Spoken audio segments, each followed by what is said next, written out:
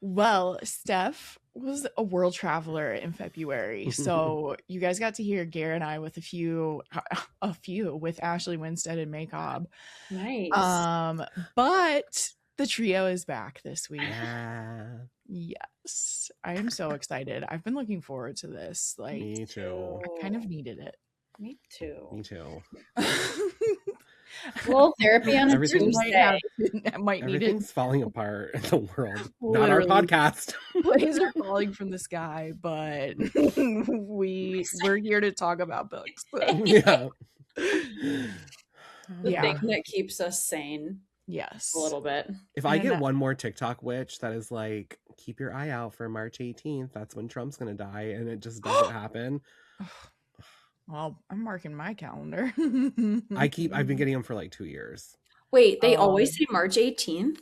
They don't always say March 18th, but it's like a random day, right? Like they're like, oh, like March 8th or Oh my like gosh. February 22nd, like it's happening. And then everybody reshares it. So like the whole world like believes in it and manifests it, and it just doesn't happen.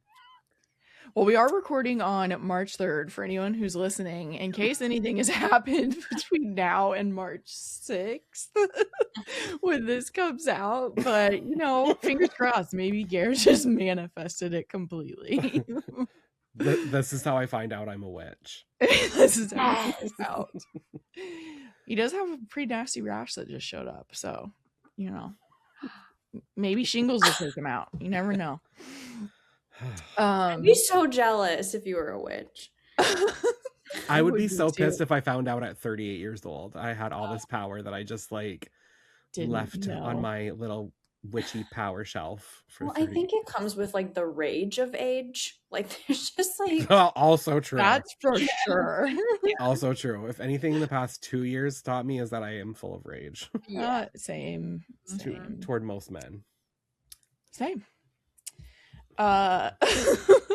When you said you might be a witch, though, what's kind of crazy is I just interviewed an author, Alessia Gilmore. Her book is The Fortune Tellers of Rue de Rue. It comes out March 24th. But it is about Russian immigrants in Paris in the 1920s who are fortune tellers, and then a spirit gets like released into their business, and it's an angry one. But the cool thing was she like typically writes historical fiction, and she was intrigued by Slavic folklore and spirituality, and so she started researching it, and she had multiple generations in her own family that practiced like Slavic folklore and fortune telling, and she just didn't even know. And so then she like found all of this out in researching the book. So you never know. Damn. Sometimes you find out some cool shit later on in your life. It's fascinating, True. actually. Yeah, it's really good. Cool. But Gare has like maybe my favorite icebreaker of all time. It's so creative. I always see things about girl math on TikTok. And an example would be like,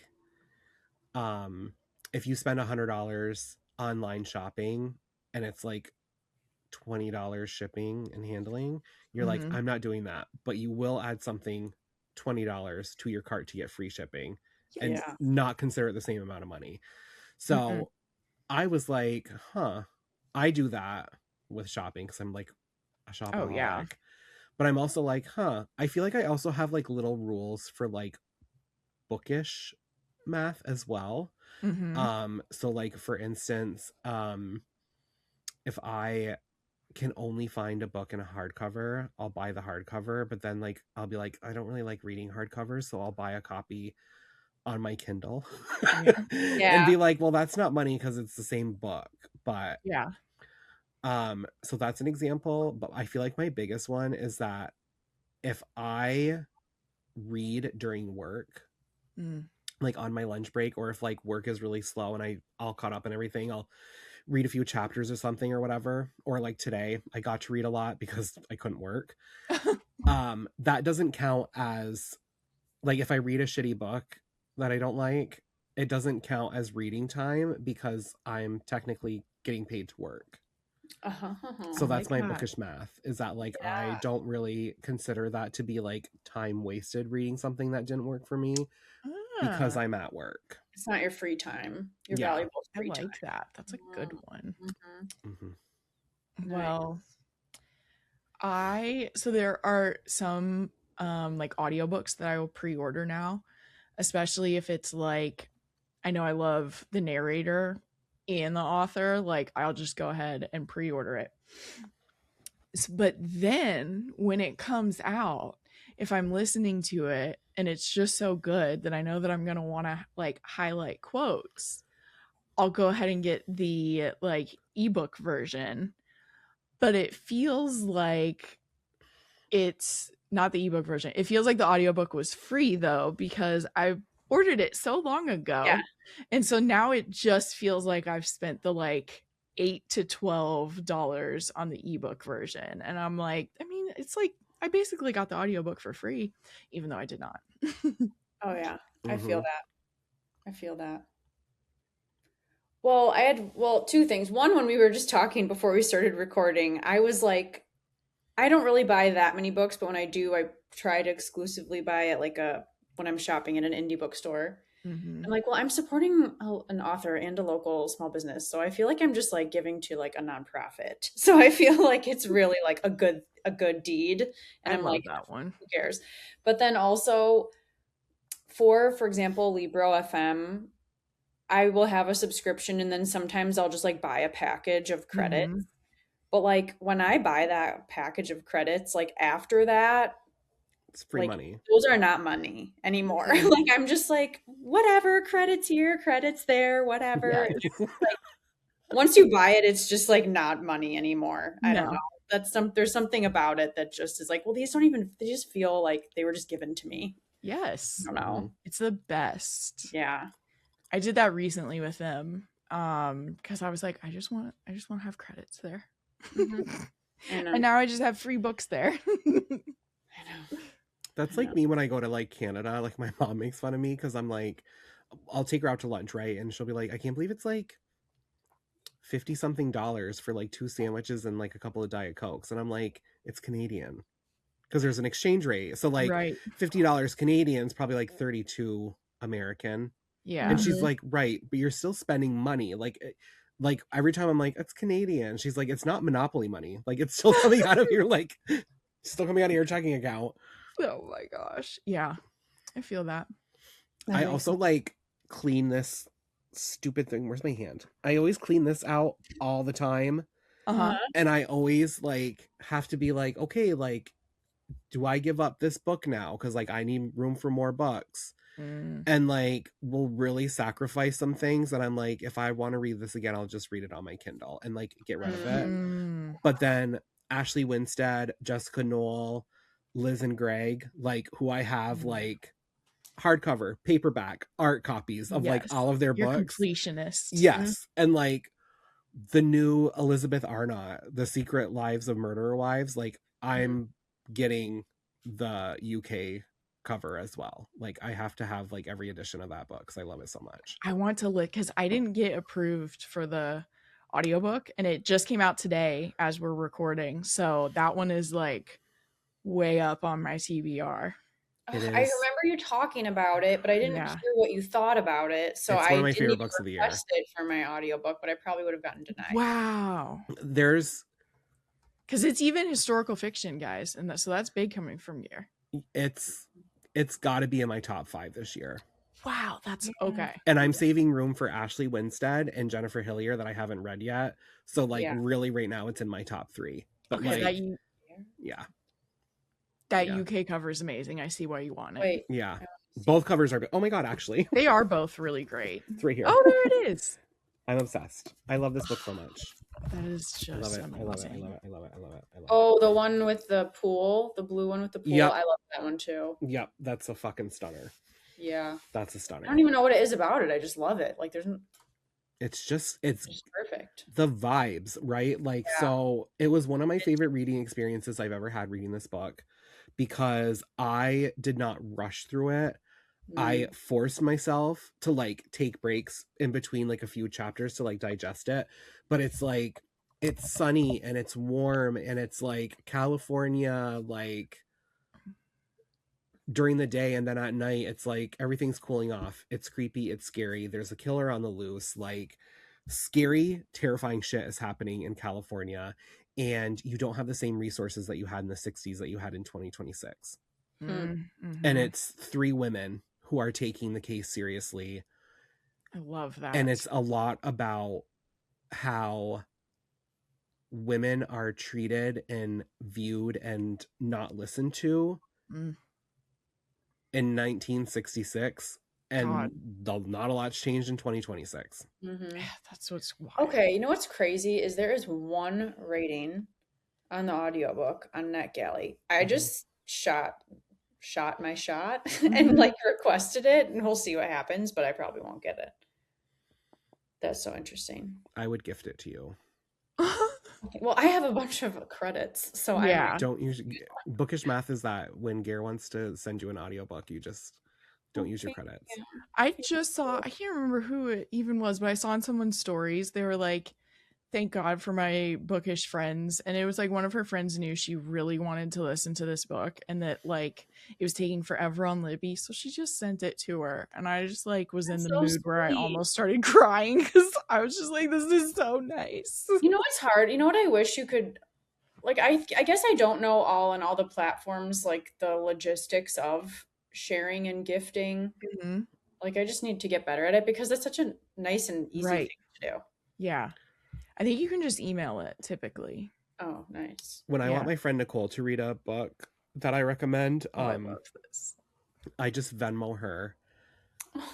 I Venmo her like for like $15 for like the ebook so she can get it on her Kindle. So you're sweet. Such a good friend. Since we're talking about it, because I started doing it, and my friend who I did it for was like, this is so smart, and I never thought of it. You can DoorDash people that are like not yourself. Oh yeah, I did that with Steph too. I just totally forgot about that. When this little monster was sick in the hospital, Kate sent me a DoorDash, and it was the nicest thing, and I was like, that is such a great idea. It's like, so like, I've never even been to her house. I just happen to know her address, but literally anyone. What did you DoorDash her? Nothing but cakes, which were amazing. They're so good. Well, because I guess you have to know, kind of like look up what places are near them. Like, you like put in the delivery address, and then it shows you every. I don't know if I can ever do it for you. I'm sorry. There's nothing around me that DoorDashes. I know. They don't have DoorDash. It'll have to be snail mail slowly getting to you. They do in like some other towns over, but like I'm like way out in the sticks. Do you have Uber Eats or anything? Like, does Uber come by you? Oh, wow. He's like out there. Country. Yeah, like I'm like, all right, I'll just drive the 15 minutes myself to like go. Like it's 25 minutes for me to go get Taco Bell. That is probably a good thing. Fair point. Right? Like you have to really want to go. Yeah, like you have to really want it. That's why I usually just get it after I get my haircut. I get my haircut and I always get Taco Bell. But you get Prime. Like, do you get Prime in like a certain number of days if you order something from Amazon, or does it take longer? It's like usually 2 to 3. Okay. But I think that's just like the postal service, and I don't think that's like me necessarily. Yeah. But also like there's a lot of privacy. That's true. That part's nice. I think there's but if someone's just having a day and you happen to know their address, you can send them stuff via delivery services. That's so cool. And sometimes it's so awesome, because sometimes you just need to know that someone else cares. Are those the little bundt cakes that are like this, and they're in the plastic, and there's like a lot of different flavors? Yes. I keep seeing them on TikTok when they're that size. So I had been to a birthday party that had like the little one. And they have mini buntlets. And they were good, but like when I tried this one, it was so fresh, and it had like the cream cheese frosting. I was like, my God. It's the frosting. Yeah, I was like, I think that this is the best thing I've had in a really long time. Yeah. And I was like, I know I'm getting older too, because I really like lemon stuff. So do I. Know. I was just gonna say, I love lemon stuff. Dude, I never used to. The white raspberry one is fantastic too. Oh my God. We go for work, we have like an office lunch every week, and it's always at the same place. It's this like cafe that's like really, really good, and they like, it's family owned, the youngest daughter like makes all the desserts and she's like phenomenal. Oh, that's cool. But I've actually like I'm like, what do you guys have today? And they're like, oh, we have like they have like a lemon pound cake cookie. Oh, that so sounds good. so good. But they like she makes the best lemon bars I've ever had in my entire life. And like whenever they're like, oh, we have lemon bars, I'll be like, fuck yeah. Like I will take love 2 that. of them. I will take 2 of them. I fucking love lemon flavored shit. I'm such a fan of it too. But yeah, nothing bundt cakes. It's the fruit ones are the best ones. Lemon. There's a raspberry white chocolate. Oh, I like it better than any of the other ones. I also love like a specialty donut. Oh yes. We had this place called Dancing Donuts that was like that, and it shut down during COVID. Oh man. And sometimes we still talk about how we have not found a replacement of that quality. Well, get ready for May. I know. Because we're going to Harry's Donuts. I am so excited. That's so exciting. Oh, some people don't know. I don't think we've talked about it here because I think I decided. Oh, yeah. It's like I haven't talked about it here, but I am going to. Is it the Montreal Mystery Festival? Is that what it's called? Montreal Mystery Festival. Or just Montreal? I think so. With Gare. I mean, I'm going myself, I guess, but I'm going to finally meet Gare in person. I'm going to consider it. And you're moderating a panel. And you are? Panel. Wait, yeah. Oh my God. Because Gare got me hooked up. It's called like Glamour and something, but it's Olivia Worley and on Sophie French name. Yeah. What is her? Okay, on Sophie Janot is what I'm thinking. I would think that's very accurate. Okay. Yeah. So I think that So they both have books coming out, and then they both have like mystery / suspense that has like glamour elements to it. So that was the loose title of it. So it's gonna be I'm so excited. Gare got me connected. It's so funny because they had reached out to me and they were like, do you know anyone that's going to Montreal that you think would be like a good moderator? Oh yeah, it was the last time we recorded. Yeah, and I was like, I'm sorry, I don't know who else is going. It was the day of, yeah. And then like we recorded the episode and you were like, fuck it, I'm going. And like I reached out to them and I was like, not only do I know somebody who's going, but like I know somebody who like does their own book podcast that like you need to have moderate. And they were like, this is fantastic. I'm so excited. Wow. Yeah, it was. I forgot that was the chain of like basically the next day I booked it. I was like, I've got to do it. Yeah. So I'm gonna travel internationally. Are you guys gonna go home on Monday or Sunday? Sunday. I think Sunday night. Yeah. Okay. Yeah. I think. But yeah. Steph might be there too. You never know. I will put a link in case because like obviously you can go to it if you're a reader. Or not a reader, but I don't know why you would go if you weren't a reader. So if anyone's nearby, I will tag that. I was hoping the flights sucked, like just like really long layovers. Yeah. So I'm gonna keep looking, but like I don't know why it's like that. Mine were they're not terrible. It was pretty decent. It was a lot cheaper than I expected. Oh really? Nice. Flight wise, yeah. I think a lot of people where I live, instead of driving to the closest airport in the US, will drive to the Montreal airport to fly places because it's cheaper. Okay. Really? So that's part of it. Yeah. I know I have a layover somewhere, but I can't remember where. But I'm getting there like the night before, so it'll just be a travel day. In my comfort stuff, since Gare also turned me into a comfort girly. Oh my God. I'm being heavily influenced by Gare this year. I'm just like your life coach. I know. I'm like, you're gonna fall in love with Montreal. You're gonna wear comfort. I really am. I might not some Harry's donuts. I don't know if we might stay in Canada is what I've joked, but why not? I would love to. Point, I would love to. I would kind of love to. I think you would fall in love with Farm Boy. It's the best grocery store in the entire world. It makes me happy to go inside of a grocery store. That's high praise. That's my especially since you have pots too. Yeah. I think there's antidepressants in the vents because like I never feel like the like more fluorescence alive. and everything can make it worse, right? Yeah. Like I get it really bad in Walmart. Like I get really dizzy Walmart's and I feel like terrible. I'm gonna pass out. It feels like a jail, like in looks, and then has that really fluorescent lighting. Yeah, that is the largest smog I've seen. No, I was thinking the same thing. I know. And it's electrolytes is the funny thing. Like it's just electrolytes right now. I love it so much. But I got it. When did I get it? I got it a while ago, or a really long time ago. Back when I was still making espresso, because Tyler wanted the equivalent of a venti. Or is that the biggest one? Trenta. Trenta? I don't know. It's a 32-ounce mug though. So yes, it's very large. No, I get Trenta black tea and lemonades. Oh, I don't know if I've even thought about that.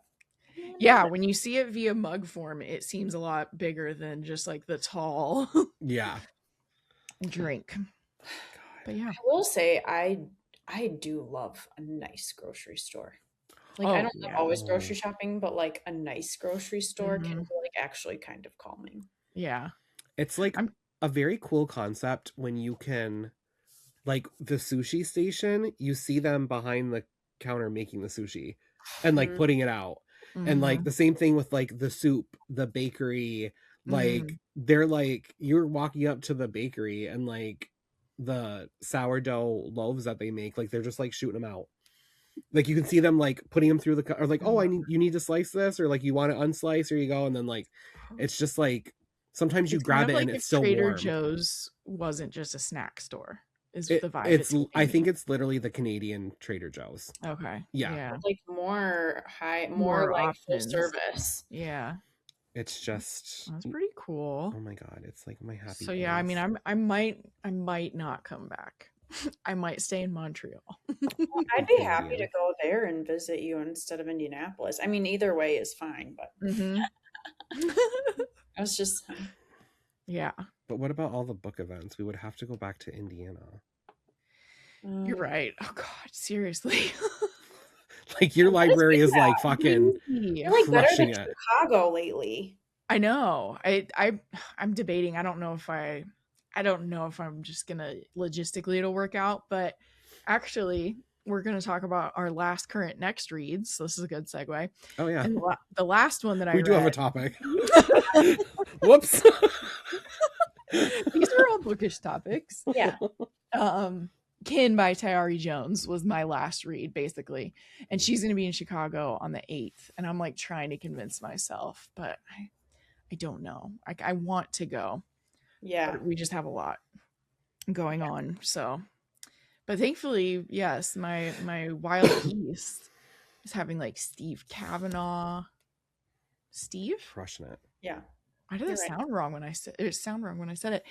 And Jane Harper are like the next two that I'm really excited about. And the author of The Book Thief, which is like really, I haven't read it, but it was one where like a lot of people read it in school. Oh, and it's about like book banning essentially, but in a fantasy adjacent way.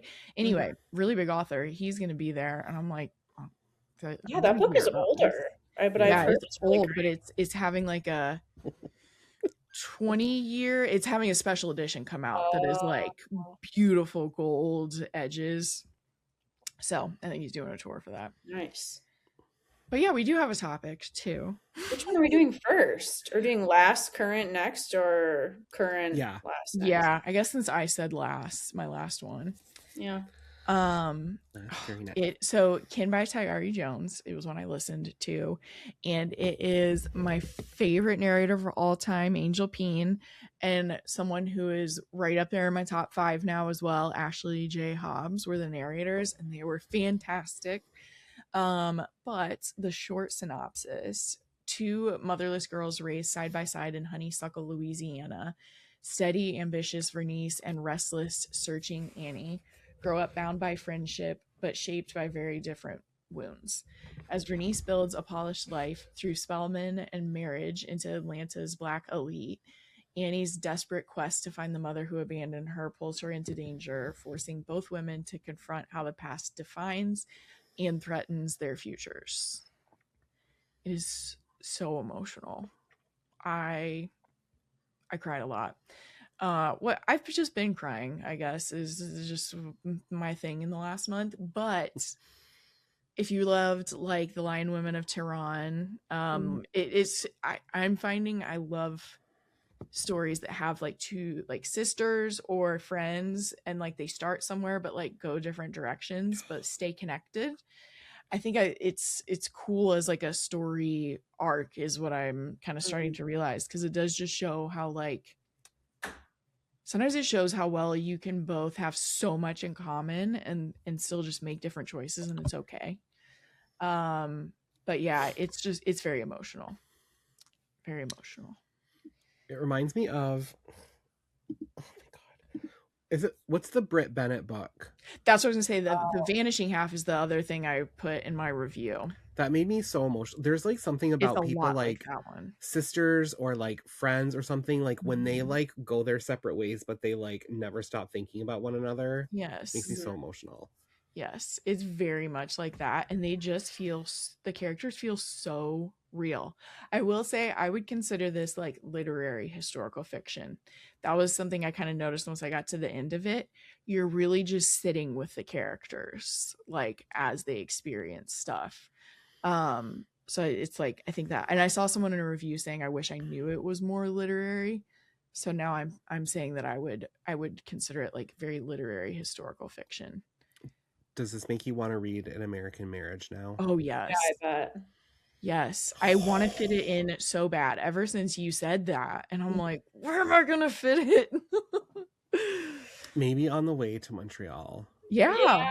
That would be perfect. Then I can talk to you about it when I land. And I'll be like, oh my god, I love that book so much. I remember nothing. And you're like, I read it years ago.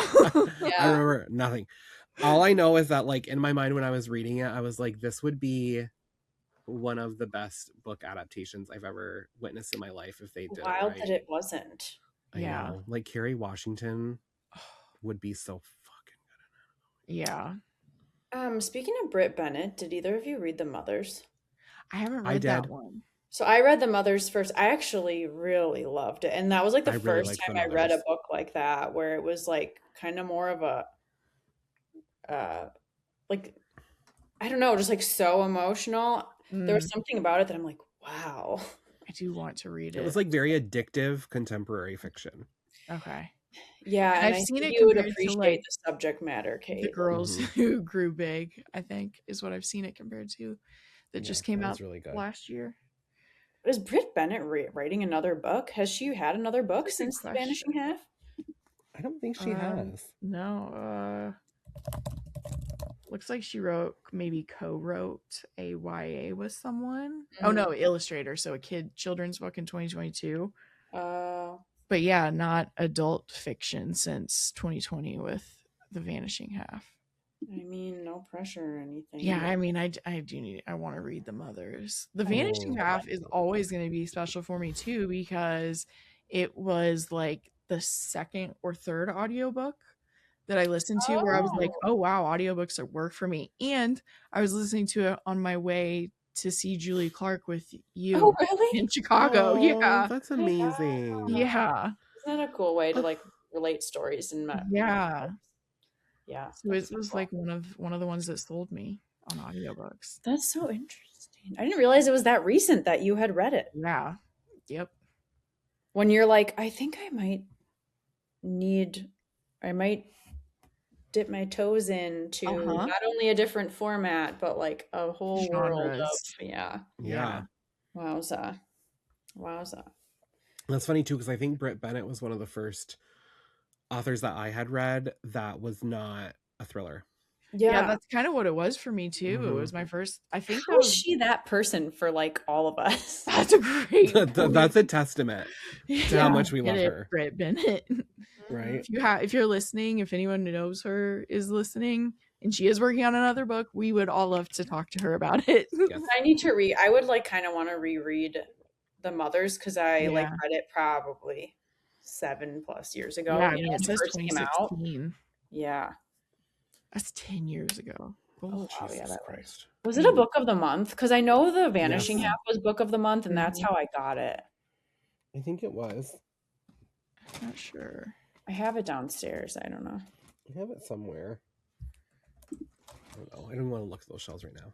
Yeah. Gare, what Um, was your last book? oh my god. Well, okay. Yeah, I think you mean my last 3 books because I read a trilogy. Oh, That works. And Holy Mother of God, I'm obsessed with Audrey J. Cole. oh, yeah.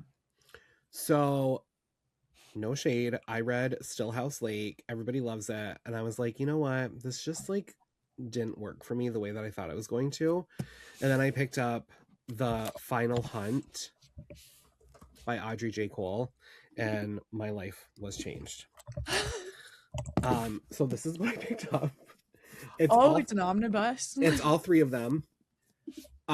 This is my bookish math. I thought that this was a box set, and it's an omnibus. Yes, we talked about this. And I was like, this hurts my hands to hold. So I got all 3 of them on my Kindle. Yeah. And I flew through those little fuckers too. They're too. so good. My only hindrance with this series is it's the final hunt, the last hunt, and then the first hunt. Okay, well that's different. So the final hunt is book 1, the last hunt is book 2, and then the first hunt is the prequel. Now on this, it says the first book is the first hunt, then the final hunt, then the last hunt. I read the prequel last because I read them in publication date order. I think reading the prequel last, everything I needed it to be. Yeah. Everything I need. And I'm usually like, I'll skip a prequel kind of guy. No.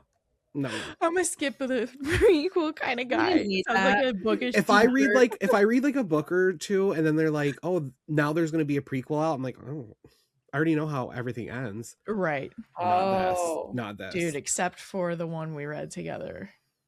Oh, was that the Freeman? Brian Freeman. Yeah. Selena? Yes. I remember that KTT episode. We were fangirling so hard. Dare I say the prequel to this series, The First Hunt? Even better. Even more disturbing. Oh. There was something that happened in this that I was like, I don't know if I want to continue. Like, I think that I might just be like, I'm going to dip out. So fucking good. Wow. That's crazy. So The Final Hunt by Audrey J. Cole is about Cameron. So her husband is attacked by a bear in a hunting accident. And they find like a ton of his blood, but like no body. And so when she's visiting the cabin that they have together, she finds this SD card with really disturbing pictures of women on it. Like being stalked, being murdered, other stuff. So she takes it to the detective, and this detective is like, basically like, you know, I want to be honest with you. Like, there's this serial killer called the Teacher Killer who murders a teacher every summer. And we have been looking into your husband. We thought that he was this prolific serial killer in Seattle for like years and years. And now he's dead. But like, this pretty much proves that our theory was right. And then the more she starts to learn about who her husband truly was, the more she's like, I wonder if he's really dead or not. And it's like Alaskan wilderness meets like survival meets like serial killer. Like, you don't know who to trust. Nordic noir-esque? No. Okay, just the setting is. Yeah. It's very much like, if you like Stillhouse Lake, I think you'll really like this, but it's just like she's in Alaska compared to like Tennessee or whatever it was. But, yeah. It was so good. It was so good. I won't say what the sequel's about. The last hunt. And then the first hunt, which is the prequel, is her. Is he alive? Her husband's childhood. What turned him into a serial killer. Wow. Yeah. And there's like things in like the first 2 books that are like mentioned. They're like, this case from the 80s. This happened in like the early 90s. And like, then the book starts off in 1985 with this like case. And you're just like going along with it. And it's very like 80s Seattle, like just creepy. It's so good. Yeah, I think I would want that last. Yeah. I think so too. You know what's interesting? Okay, no surprise here. Sidebar moment. AJ like wakes up really early sometimes and he'll like watch something and he was like, I think you should watch this movie with me. And I was like, what is it? And he's like, Weapons, which I know you like assumed it was bad. Well, I just was like, what wait, movie? he said this horror movie, which I'm like, I'm not okay. really good at horror, as like sometimes I can like read scarier things better than watch scary things. I get that. And so, and he's like, but I think it was really cool because like the way the perspectives were, like, I just really liked the structure of the movie. And I was like, okay. The minute it was over, I was like, I need an origin story of the villain. And then I like saw that there's one coming out, and I think it was always Weapons. Yeah. Who's the witch? Amy Madigan, Aunt Gladys. Yes. Gladys. There's a prequel coming out of Gladys. Yeah. And so I think there always was going to be. But when you look at the comments of Gladys, so many people are like, why are they doing this? Blah, blah, blah. And I was like, I immediately needed to know why. I immediately needed to know. Same. But I think one of the things about horror is like, I think there's some people that are like, but you don't need to know why. It just is scary. I agree. And I was like, the writer even said that. Comment. It was the writer actually ended up saying that when people would complain about it with Weapons. So it's kind of interesting that he's still doing it. But like, there is that, because he was even like, you didn't need to know for this part of the story. And sometimes you're like, but I want to know. But the character's fascinating. I know. Like, I agree. There's a difference when you're like almost like this guy, right? Like, yeah. When you find out the stuff he did, you're like, that was actually so interesting. And I'm so glad I read it. Right. Mm-hmm. I guess, I don't know. Cause I'm like, fucking give me more Gladys. I want to know where she came from. Yes. I was so happy that she won an actor. I think she won an actor. She did her little Aunt Gladys run when on the stage. I know. I don't know if anyone's ever watched Uncle Buck, but like that was my introduction to Amy Madigan, and I love her so much. Oh my god, Uncle Buck's the best. Yeah. Kate, if you have to watch Uncle Buck. You give in to your like watch old movies. It's so funny. Like his scenes with like Macaulay Culkin are just incredible. Oh, okay. It's like a guy who like should not be around children, being forced to be around children, and like still not giving a fuck. Like, oh my god. Yeah, like it's so funny. It's so good. Yeah, because I was from this. Yeah. But it's also really interesting how like I think that the character was so interesting, but I also think the look really made her it. Yeah. Yeah. So I'm like, would it have been as like wild if she didn't look like that? I don't know. It adds to it. Totally. Like that wig. Are you serious? Well, you also like the thing that I found really interesting is like you would think when like somebody's like a witch and they're doing bad things and they're trying to hide from people that they would have like a very ordinary look to like fly under the radar, and Aunt Gladys did not give a fuck. No, she did not. She was like, I'm chopping these little red bangs, I'm putting on the biggest purple glasses I can find, and like remember when I felt like I had micro bangs and I really did it? And I was just freaking out. I think that's before my time. I only was. Thought you had micro like Courtney Cox. You don't look like Courtney Cox, I swear. No, God. It's so short, but like if I see my eyebrows, it all of a sudden feels like my bangs are so short. Like she thought that they were getting shorter as the episode went on. Pretty much. And I thought they were looking longer as the episode went on. And then like I was like, are we accidentally gaslighting each other? Like, for YouTube people, I'll find a picture of it. There's like a TikTok that I see of like people who like try to cut their bangs. Oh man. And there's one girl, I swear to God, when she cut her bangs, she starts like screaming, and they keep getting shorter every time she like does something. Yeah. And like there were so many people in the comments that are like, are the bangs getting shorter, or like am I just going crazy? But like at first I was like, oh, they're like a little short, and then like they're up here, and then like all of a sudden they're like up here, and her like they friends spring up. Yeah, they were just like, yes. Oh my gosh, I had a fucking dream last week that all of my hair was cut off. Oh man. I was pissed. It was terrible. But I woke up and it was like still there. Cut off to the here or like Buzzed? Almost buzzed. Mm. Oh my god. Did you watch I Know What You Did Last Summer? Is that why? No. Probably That happens not. and I Know What You Did Last Summer and it's like horrifying. Yeah. Why do I not remember? I don't know what made it come up. But when I was You don't remember that stuff? when I was going Which character? Sarah Michelle Gellar. I was gonna say, was it her? But Yeah, she has this beautiful long blonde hair. Yeah. And everyone's like, oh, that's what you're known for. And then she goes to sleep and she wakes up and she like goes to put her hand through her hair and like it's like he had like chopped her hair off in her sleep. oh yes, that I remember. Okay. Yeah. Mm-hmm. Yep. Oh my god.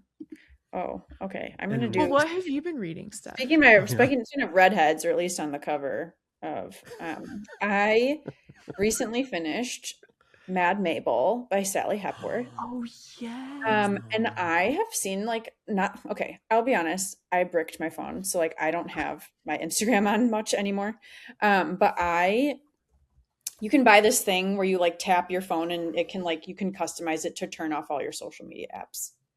And you can't turn them back on until you go tap your phone on it.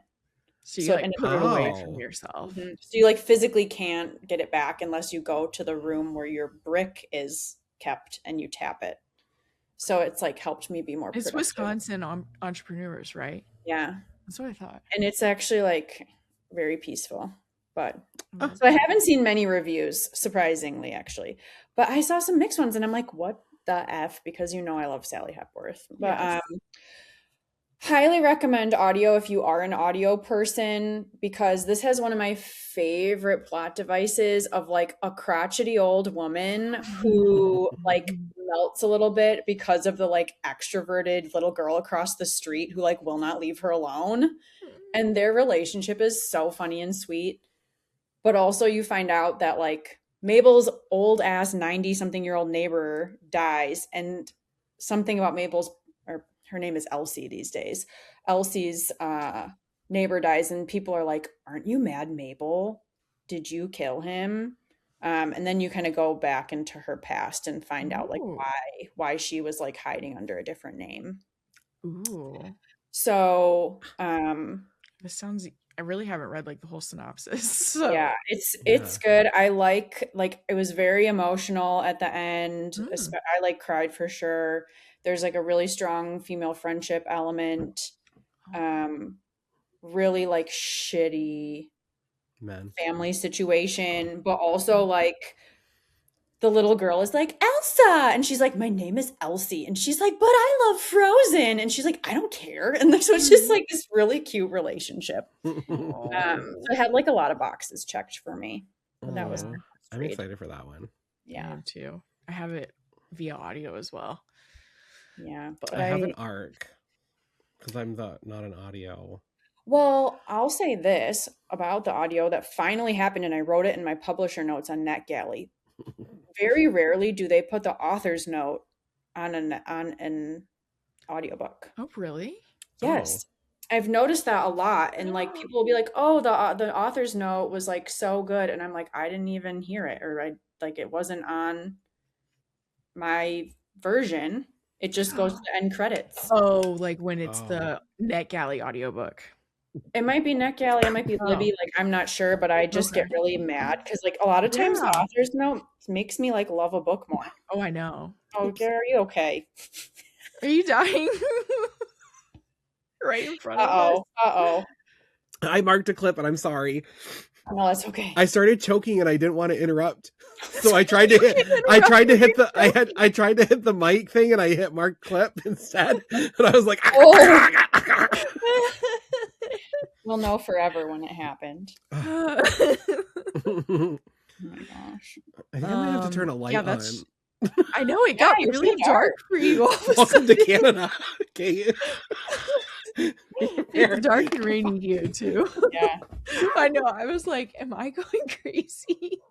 No, I was just like, God, Murphy, stop. Get my little book blankie. I'm turning into Aunt Gladys as we speak. Really. Don't get if Gare asks for your hair, don't give it. Whew. Well, I'm really excited for Mad Mabel too. You just I made am me so even pumped more for it. excited. Yeah, I And think it was one of the Sally ones Hepworth's a bad. Wait, didn't you see Sally Hepworth? Or is I'm that still going coming up? to Oh, yeah. in April. So I think I'll probably listen to it in April most likely. Wait, what's the date? I think we discovered that I don't think I could go. I have book club, don't I? Yes, I think that's what we discovered. Call out sick. And it's one of the ones that I run, so I feel oh, I get that. Here it is. She is here. Oh, the 20-something. Yeah. Mother trucker. Why can't you just push the date back for your book club? It's in advance. I always do it. Everybody wants my schedule of my life. We kind of have A and B weeks in our house. And so based on custody schedule and stuff. So I always have it on a certain day of the week of a certain way. So it would get shifted that it's either way too close to the last book club or way too close to the next book club. Oh. Just because everything that gets is the monthly part of it all. Yeah. Mm-hmm. So I did put out the dates for the entire year, so I just was kind of if I'm going to be that girl that free plans, I'm going to follow through. Yeah. I would be sorry guys, I'm really sick. I'm meeting Sally Hepworth and she's the only Well, one also I could maybe say does anybody want to go to Sally Hepworth instead of book club? Oh, that would be kind of a hike to be does everyone want to go to Indianapolis? Yeah, that's true. For 20 people. Well, it's April 27th. For anyone who is in Indiana or wants to drive to Indiana, which will not be many people. But... Let's see where else she's going. Actually, I want to get those fucking bundt cakes and go to see Mad Mabel. I need to somehow bring them to you. Oh my god. Well, I'll do my current one. And it was so cool that you mentioned Liz and Greg at the beginning of the episode, because I saw that Greg Wands went to the pub day author event for this one, and I hadn't even heard of it, and it just sounded fun. It's called The Midnight Taxi by Yosha Gunaseker. At 28, directionless and grieving, Siriwathi Pereira spends her nights driving a cab through New York City, clinging to true crime podcasts and the life she once imagined, until she finds a passenger murdered in her backseat. Suddenly, the prime suspect, Siri, teams up with sharp public defender Amaya Fernando to unravel the truth in just 5 days, racing across the city to clear her name before her own story ends in a courtroom. It is just it's very, I'm listening to it. I've only listened to maybe 10%, but the opening is very strong. A murder legitimately happens while she's driving someone somewhere. So wow. Really thinking of what would you do if you, and I mean it's in the synopsis, you open the door at the airport and the guy's sitting there with a knife through his heart, and I'm just already trying to even figure it out. So the premise is really fun, and he really enjoyed it, so I'm listening. I think there's something really interesting to me about how a lot of readers will say negative things about some thrillers because they're an ordinary person who's not a detective wouldn't do this to take on their own. So I think it's really interesting that the author's way of kind of avoiding that or putting a spin on it is to be this is somebody who's obsessed with true crime. Yes. And this is not just because I read a book recently that I did not because I was there's no way this fucking housewife who can barely put two and two together and function is going to take on this wild search in the dark for somebody. Right. So I think it's really interesting that but if it was a true crime junkie, Mm-hmm. And it's kind of cool because it's like I can already see what you're saying. It's like prominent from the beginning that she's like driving around listening to all of these because she's just driving all day. And so there's that element, and then there's the element that she knows the city so well because she drives it all the time. Yeah. So I think it's gonna be very New York City, like as a character is kind of the vibe I'm getting too. So it's a cool concept. Yeah, I love the title. I know, I do too. Mm-hmm. It's listed. I just saw it says cozy mystery. I could see that because I don't get the feeling that it's going to be like extremely dark. Mm-hmm. But I don't know if I would completely call it cozy either from what I've listened to, but it's not bleak feelings. What was the title again? Sorry, what? What was the title again? Oh, The Midnight Taxi. Oh yeah. Yosha Gunaseker. I feel like I just read something that like wasn't super violent and I really loved it, but I can't think of what it was. You're like, I swear I do sometimes. I'm like balancing out the nonfiction I'm reading, and I was like, this sounds like the fun one to listen to. A good palate cleanser. Yeah. Yeah. No, it's Look What You Made Me Do by Elaine Murphy. Like I loved how much I laughed at that book because of how bitchy the sister was. Yes. I think that's what it is. Like where sometimes cozy mystery makes me think like baking. Yeah. Like it just like makes me think of that. But it's like there are these little subgenres of like kind of funny. Like Murder, She Wrote. Yes. Yeah. I could see it being comped to like Only Murders in the Building too. Like vibe wise. Mm-hmm. So yeah. And History Lessons is reminding me of how much I loved History Lessons by Zoe B. Wallbrook, but I wouldn't necessarily call it cozy either. So yeah, there's my intense analysis from the 10%. There's such a spectrum of like thrillers and mysteries that it's really not necessarily like baking cozy or like... Well, I think that's why like it's so fun for us to do this podcast, but it's also like interesting for people to listen to it because like if I saw cozy mystery, I would be like, nope, I'm skipping this. But like Kate being like, it says cozy mystery, but it doesn't feel like the blueberry muffin murder. I only know about it because Greg posted about it. So it's like all those like fun. So it's nice to like get a perspective from somebody who's like, I know it's going to say cozy mystery, but it doesn't feel like cozy mystery. Yeah. I'm really enjoying it. I'm like, mine is my current one. I'm kind of cheating because I'm starting it after the podcast, but I don't have anything in my hands otherwise. This is not a cozy mystery. I will tell you. This sounds like it's going to be pretty dark. I'm going to be picking up The Missing Sister by Joshilyn Jackson. I just saw like an alert that she had that come out. Yeah, it sounds so good, but it sounds really dark. But it also sounds maybe it could be good for her book. I don't know. So Penny and Nix were twins who were as close as could be growing up until the day that Nix died in an accident after college. 5 years later, Penny is working as a rookie cop and just arrived to her first murder scene. The victim is none other than one of the three men Penny has blamed for Nix's death. The killer appears to be a blonde woman holding a box cutter who reveals to Penny that his murder is part of a larger story about sisters, and then she disappears. Now Penny has to find the woman and try to figure out what her connection could be to not only Penny, but Nix as well. Why can't I find it on Goodreads?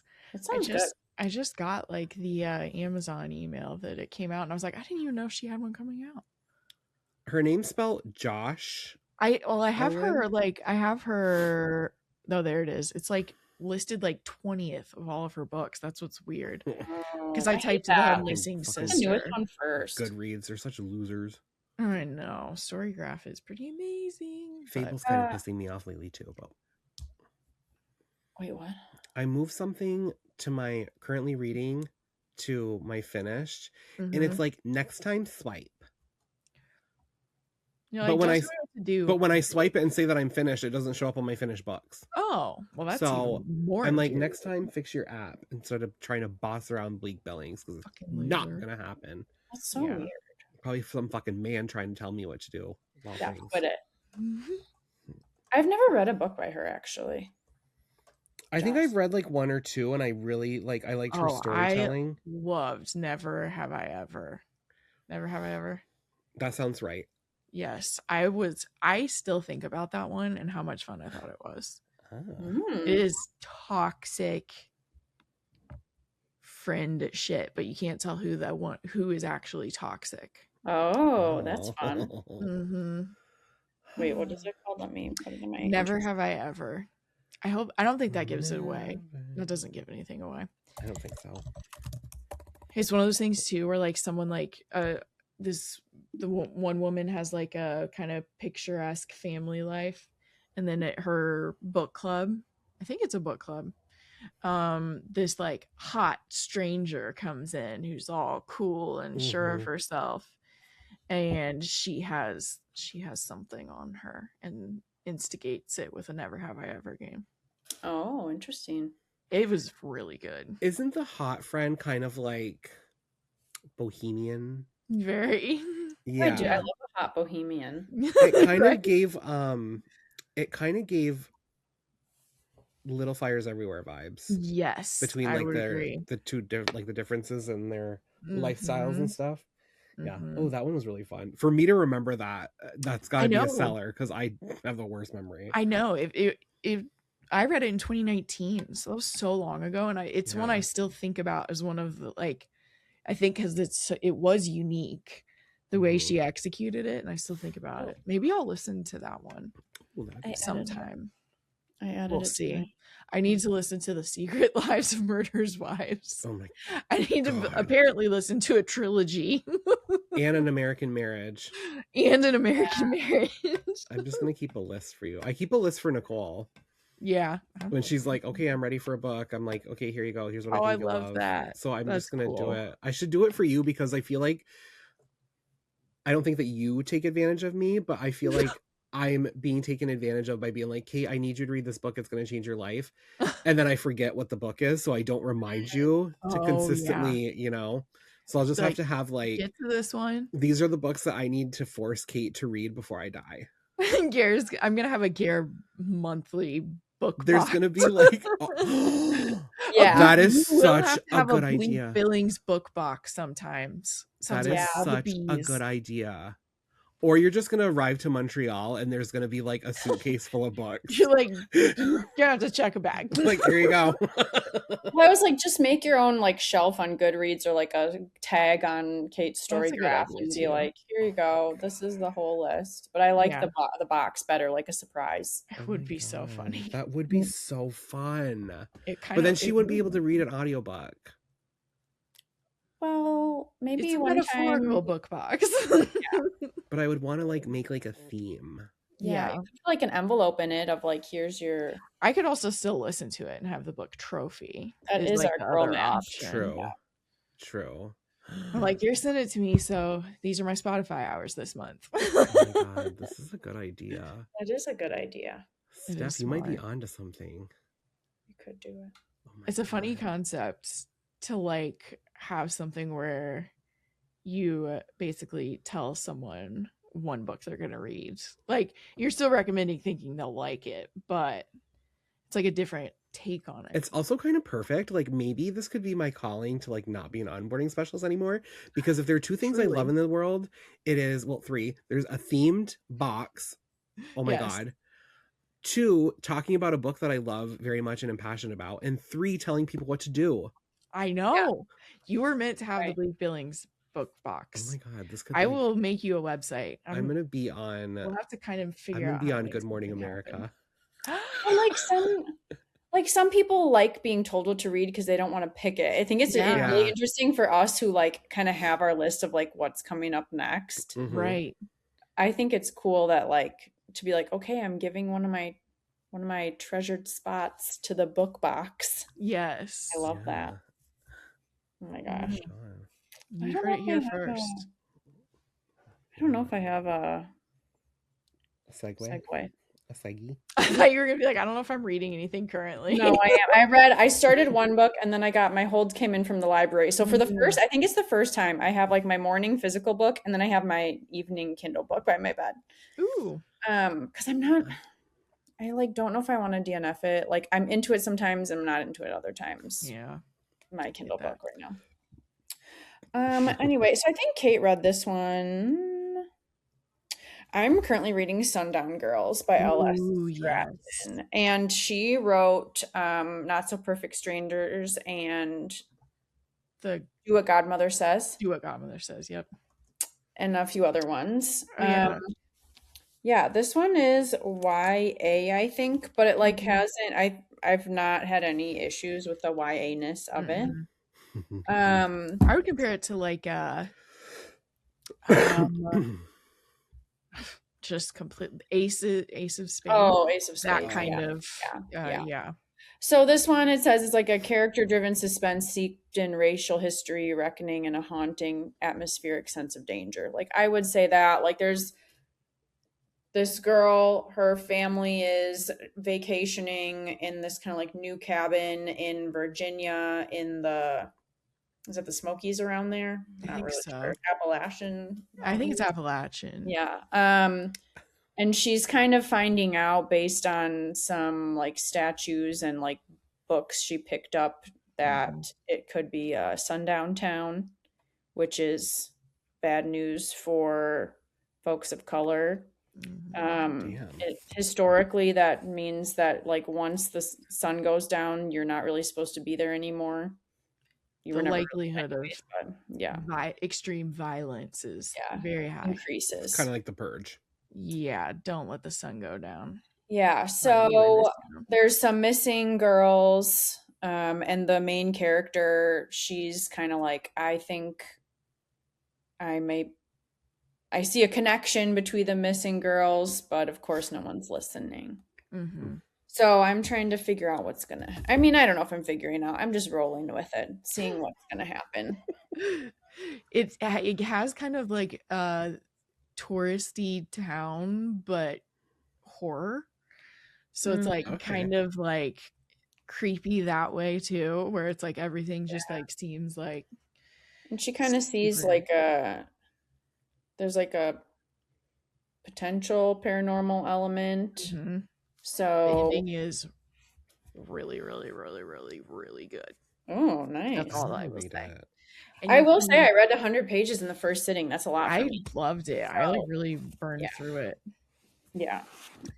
And you can hear my interview with her. I'll link it in the show notes. Oh, yay. I wasn't saying like you have to go listen to this stuff. Oh no, I was just saying yay that it exists. So I was like, I'm not gonna fucking listen to that. I really want to read this. I think you would enjoy it. Yeah. There's some YA books that I'm like, you'll love the end. Guess who won a giveaway of the new Megan Lally? You did. I was just thinking of Megan Lally when you said YA for you. Yeah. I didn't know she had one out. Wait, yes, I did. Is it a vacation one? It's an open water one. Open I know water. that because to enter the giveaway, you had to say what the one thing that scares you the most about open water is. Really? And apparently she liked my answer because I won. What did you say? I said the thing that scares me about open water is that I can go into it with 2 legs and come out with none. That is a fantastic answer. I love water. Scary as hell.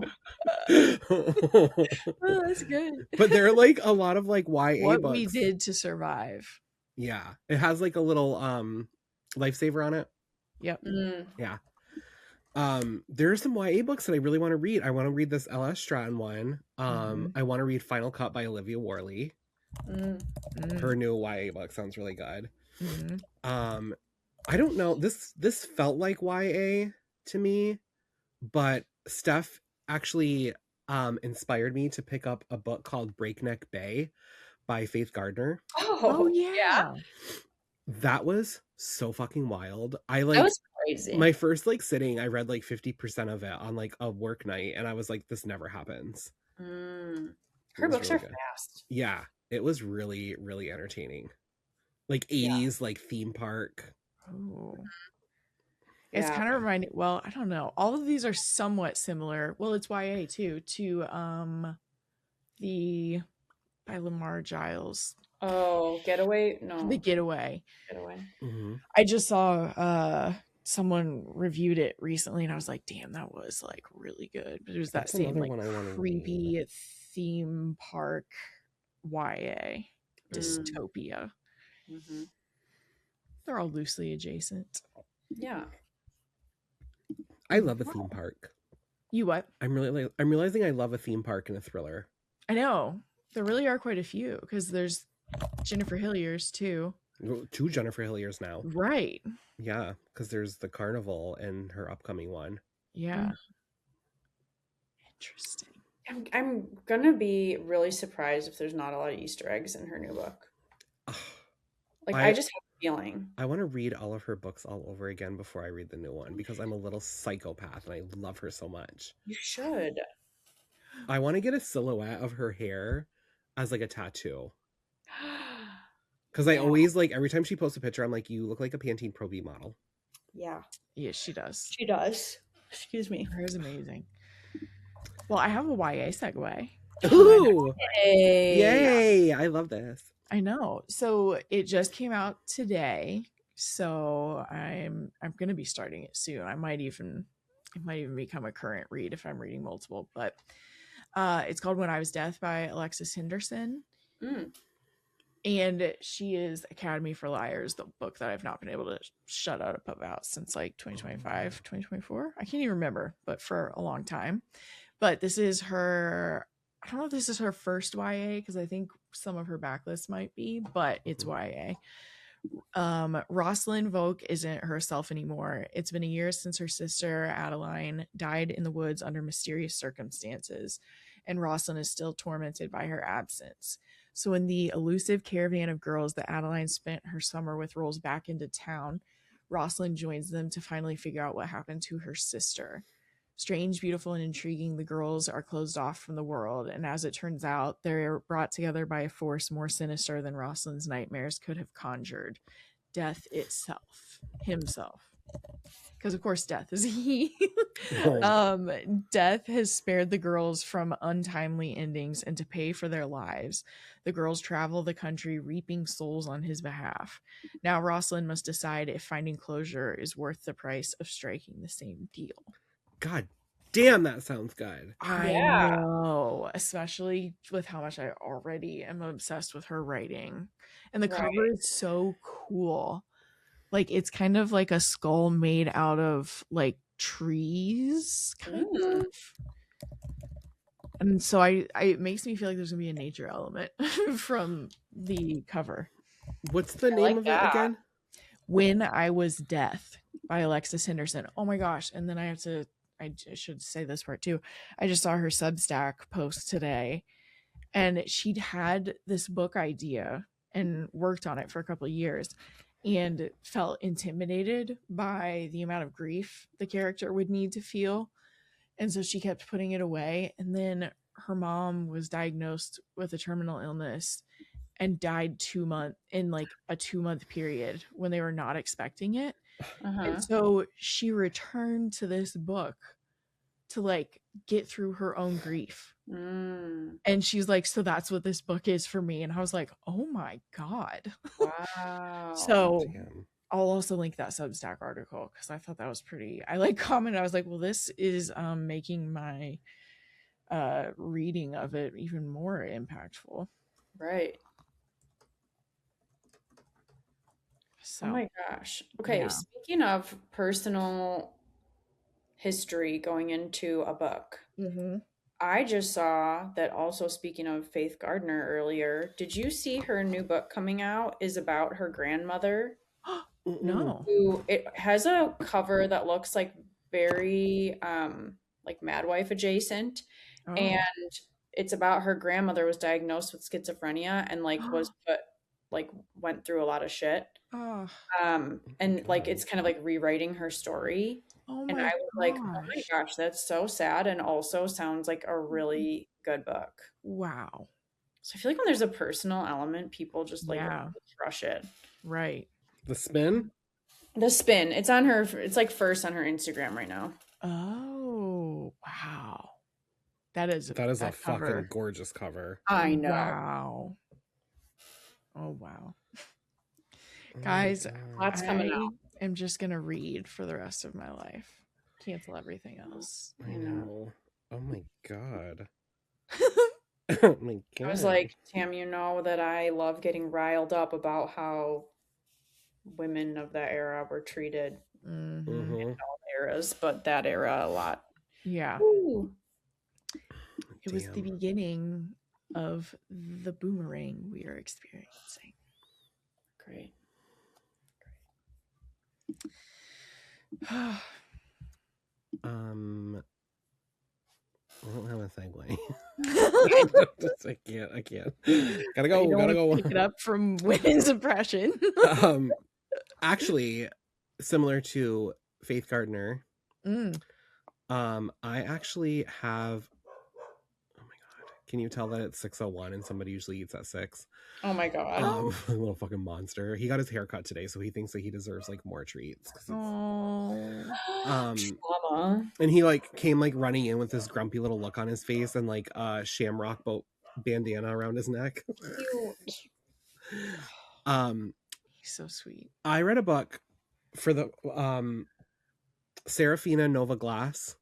I read my first book by her this past year, and I was like, it's called On a Quiet Street, and it was so good. So good. And I actually like looked her up and started reading the synopses of all of her other books, and I was like, that's my goal this year. I'm gonna read every book in her backlist. So my next one is called The Vanishing Hour, and it sounds so good. It's about a woman named Grace, and we all know that all great books have characters that names start with G. Obviously. Yeah.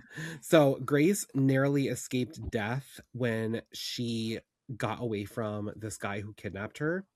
And then she escapes to Maine, where she runs like a little inn, and she enjoys the quietness of the off season and just like trying to like stay off the radar. But then her past comes back to haunt her when someone begins taking young women who look exactly like she looked when she went missing. And she finds herself like in the center of the investigation, but it's one of those things where she's like holding something back that could like change the trajectory of like the entire thing if she like told it. So I love that. Like having somebody that's like kidnapping people that look just like you when like something horrible happened, and it's like in the same town that you like live in, and then being like, oh, I have like the secret. Yeah. Damn. So that sounds really good. I think it's just going to be so good. I think it will be. She's like very. I feel like I see her more now. I feel like she's showing up more. I see so much about her like backlist, and like when people, it's her. I didn't realize how extensive it was, and then I started seeing more of it. Yeah, there's like it's her and Claire Douglas are the ones that I want to read all of this year, because there's a new Claire Douglas out, and I keep hearing it's like fantastic. And it's like a woman who like overhears her neighbors talking about a crime that they could have committed, and then like it's like secrets in suburbia, and I love that. It's got a house on the cover. The Wrong Sister. The New Neighbors, I think it's called. Oh, okay. Oh, one of my friends just started getting into reading, and she read The Wrong Sister by Claire Douglas and was like, I think this is the kind of book I like. And I was like, nice. That's I don't think I've read anything by her yet. I don't remember anything about it, but there was like the one where like the girls like got into a car accident and like only one walked away and like the other three like completely vanished. That was so wild. Whoa. That was a really good one. And I gave that one to my mom's best friend, Patty, because Patty likes to read. And Patty was like, that book was so good, Kathy. Tell Gare I loved it. Yeah. Wow.